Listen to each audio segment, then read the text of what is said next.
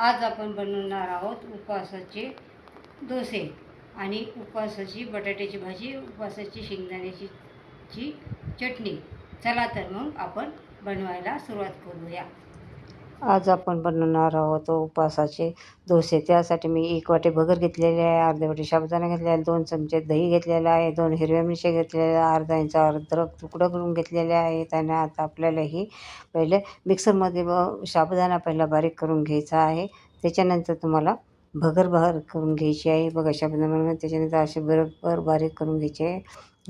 आता भगरीचं बघा चांगलं बारीक पीठ झालेलं आहे. त्याच्यानंतर थोडं भगरीचं पीठ आणि साबुदाण्याचं पीठ ठेवून त्यात हिरवी मिरची आणि अद्रक टाकून चांगलं वाटून घ्यायचं आहे.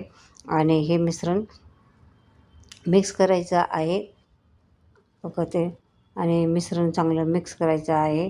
आणि त्याच्यामध्ये दही घालायचं आहे, मीठ घालायचं, पुरतं मीठ घालायचं आहे. आणि मिश्रण असं पातळ करायचं आहे की डोसा आपल्याला असा सोडायला सोपं पडेल. जसं डोश्याचं असतं बघा, तव्याला पॅनला तेल लावून घेतलेलं आहे, टिश्यू पेपरने पिसून घेतलेलं आहे आणि त्याच्यामध्ये डोसा घातलेला आहे. बघा जो जाळीदार डोसा तयार झालेला आहे. चांगला खालच्या बाजूने खरपूस भाजलेला आहे, वरच्या बाजूने पण चांगला खरपूस भाजलेला आहे. त्याच्यावरती तुम्ही तूप किंवा तेल घालू शकता.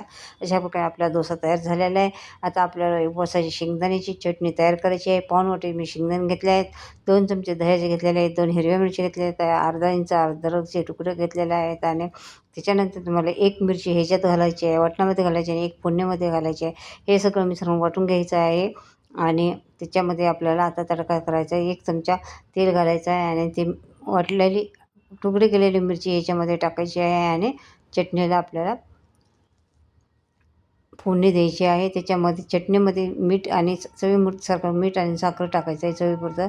त्यानंतर 3 बटाटे मी कट करून घेतलेले आहेत. ते बटाटे आपल्याला बॉईल करून घ्यायचे आहे. आणि बॉईल केल्यानंतर त्यातलं पाणी सगळं काढून घ्यायचं आहे.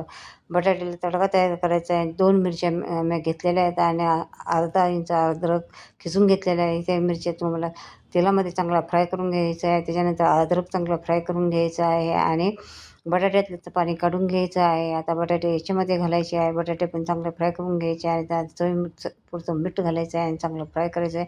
त्याच्यामध्ये मी ते चमचा शेंगदाण्याचं कूट घालायचं आहे आणि चांगलं मिक्स करून घ्यायचं आहे. तुम्हाला डिटेल रेसिपी माझ्या फोटोच्या खाली त्रिकोणी बटनावरती जाऊन तुम्हाला क्लिक करायचं, तिथे डिटेल रेसिपी मिळेल. अशा प्रकारे आपला उपवासाचा डोसा, चटणी आणि बटाट्याची भाजी तयार झालेली आहे. चला तर मग बाय.